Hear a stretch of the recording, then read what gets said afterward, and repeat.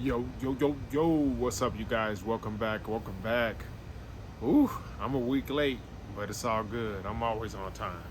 Even if it is late, I'm on time, man. It happens when it happens. So before we get into it, I just want to say thank you guys to everybody who's been commenting, liking, sharing, and subscribing. My name is not so anonymous. Today is Sunday. This will be July the 20th, and this will also mark 3 years, 11 months, almost 4 years, you guys. Almost 4 years of growth that you're looking at. You know what I mean? It's been a long time coming. As stated before on other episodes, other entries, journals, vlogs, whatever you want to call it. I started with a low fade, taper to be exact, though, and this is where I'm at. You know, I didn't start with an afro or anything like that. Just grew it from nothing. My first video, if you go back and look at that, that's probably, I would say that's probably a month worth of growth, month and a half worth of growth. And then after this month and a half, I don't know what it is. After I decided to start growing my hair, I decided to grow my hair in August 11th of 2021. It's almost August 11th of 2025. We're getting there, you guys, and this is where I'm at. So, yeah, man, there's been some changes overall. Something that I heard about that I've never experienced until recently. Um, actually, you know what? Before I go on, let me take you a walk around my kitchen, let you guys see what I'm working with, and then we'll get into some of the things that I noticed that I never experienced until recently. Okay, so let's take you around this kitchen.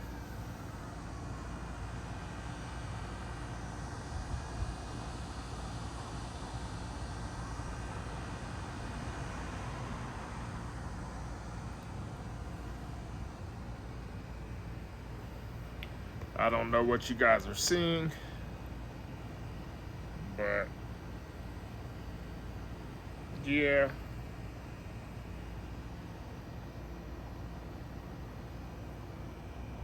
hoping you guys are getting this.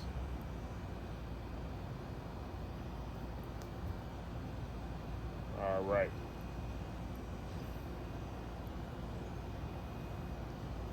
So anyhow, today is my shampoo day every Sunday, as I always do. Every once in a while, I'll do a Monday if I'm out of town and I don't get to do it on that Sunday or whatever it is.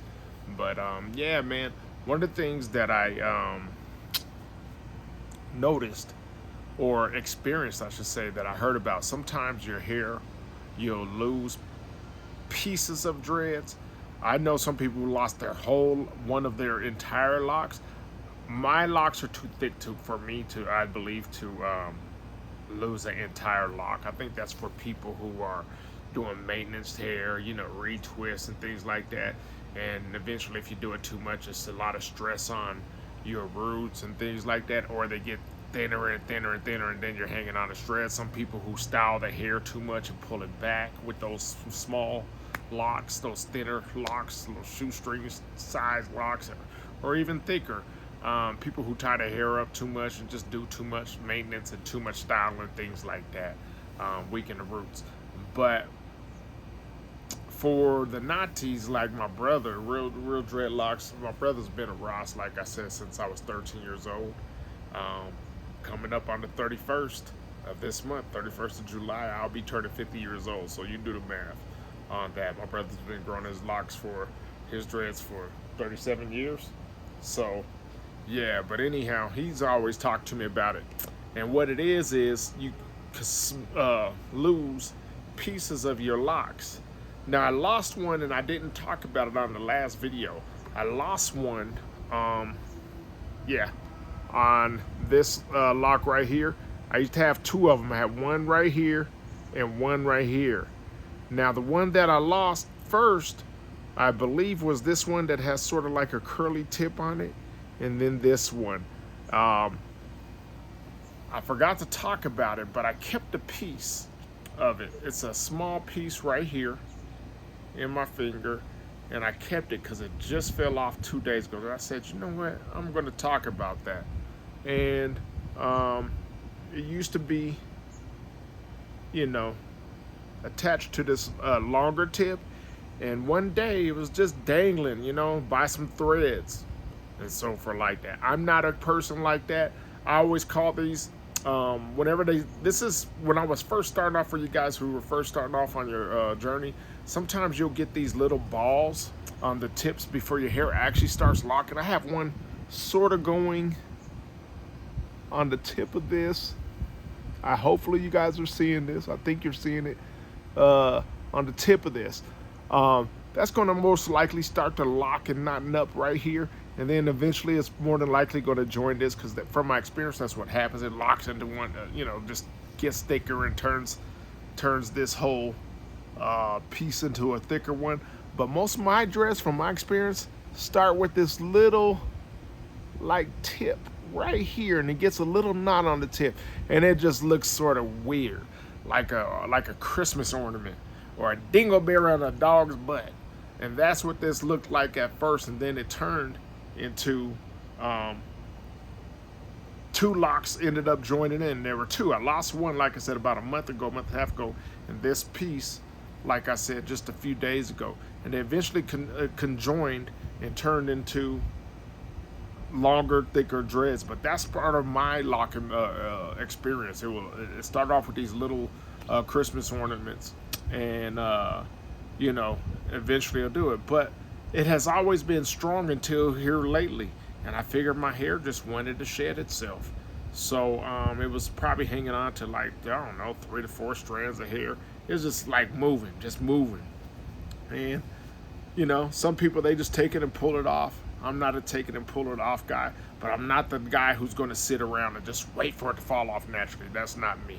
Everybody has their own journey. So I took some scissors and snipped those little 3 to 4 strands of hair and disconnected it. You know what I mean? Did I lose a little bit of the length? Yes. So what? I don't care. You know what I mean? It was almost as long as this one. You see, this one isn't as long, but with these little tips that I had,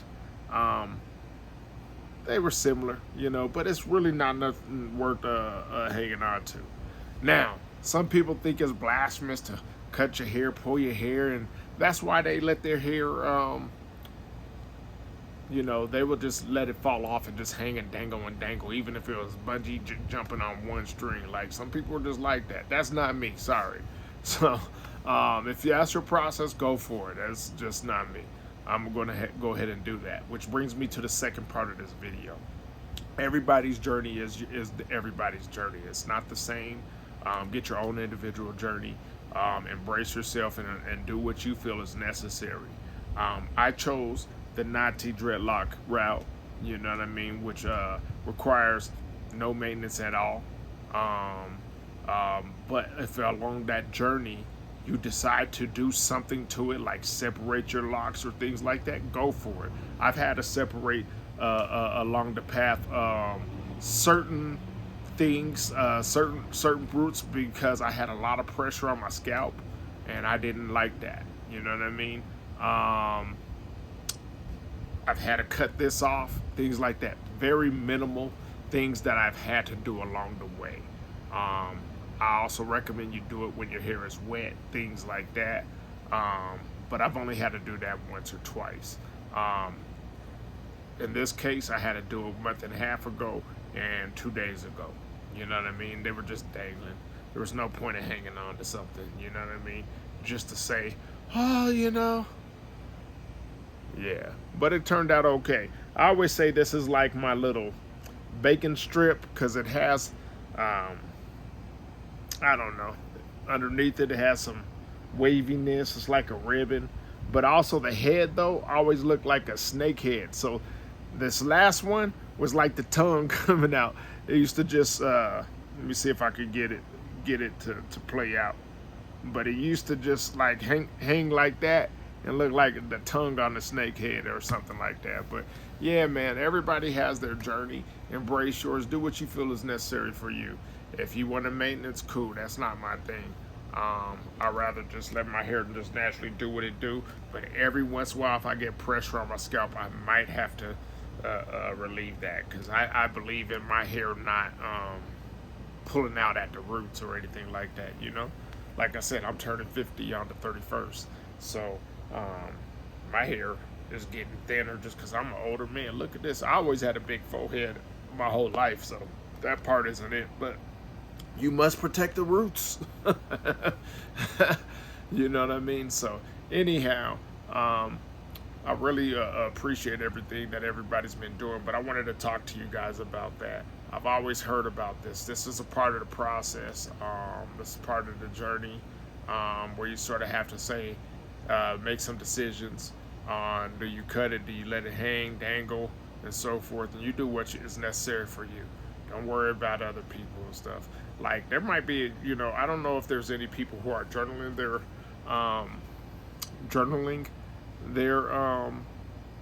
whole Natty Dread journey like I am doing, but I could just imagine how my kids, when they were teenagers, and what this whole social media thing does to people.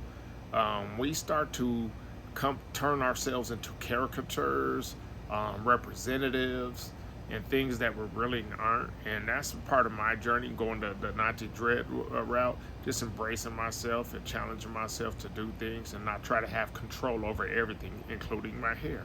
Allow my hair to do it. However, there's also got to be, I'm sure, you know, there's people who are doing what I'm doing, journaling their progress, and they think that they have to uphold certain things. Hopefully I can give you I can't give it to you, but hopefully me doing this will, you'll give yourself the permission to not maintain a false sense of self, or expectation of you to only do it this way. I want you to go like what I'm trying to do, which is going from a black and white thinking to more gray. You know what I mean? Being more flexible is what I'm saying, with myself and others. Sometimes when you're on the social media, whether it be here on YouTube, Instagram, or Facebook, we have these, like, a lot of people have these characters and these false representations of who they really are, and then they get mad at you if they were famous and so forth, and you treat them like what but they're gonna, it's just, they build themselves up to be that. And all of us, I think all of us human beings are more than what we truly show. So I try to stay as genuine, honest with myself as possible. Not you guys. You guys are a byproduct of me being honest with myself, though, first and foremost. So sometimes these cameras, sometimes the YouTube, the Instagram, paints a picture that isn't the full picture. And sometimes the people who are recording themselves can fall under the spell of the cameras, the social media websites, and so forth like that. So hopefully I'm just giving you guys permission to be yourselves and be as honest as possible. I see the allure to that, because I am not special. I go through it as well, meaning that there's the potential for that to happen to me. I'm aware of that, so I try to be as honest with myself as possible, instead of I talk about it on previous videos, but these appearances of things, judging my insides by other people's outsides.